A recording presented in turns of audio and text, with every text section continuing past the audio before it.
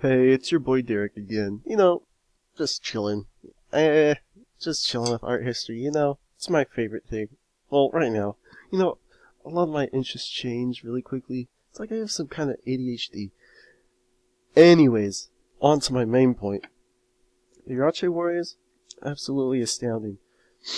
I don't know, like the level of detail, and if you're like me, who was taking art history and you saw a bunch of boring, white, unpainted Roman copies of Greek statues, it's just like, you see these, and your world flips. You go from hating studying art to like, what? What? This is really what they did? Jeez, the Greeks knew what they were doing back then. God, it's just beautiful.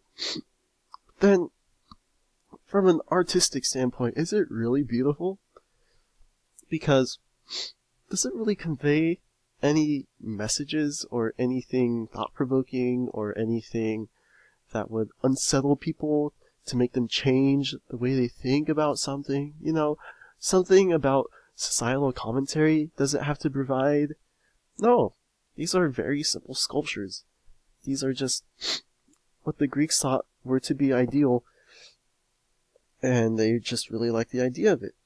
Wealthy people paid for these, they put them in their house or in a garden, or they put them in their gymnasiums and their athletic courtyards or at the stupid Panathenaic whatever games. Excuse me. And really, it's just a symbol of the Greeks' vanity and their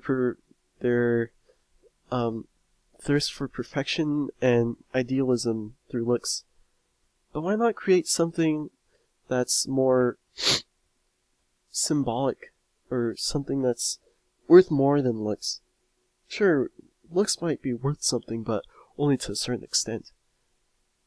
When was the last time you remembered a friend and remembered how great he looked?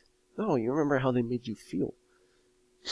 So, in conclusion, great, beautiful piece of work. But, does it really say something? Does it really have something to make you think? No.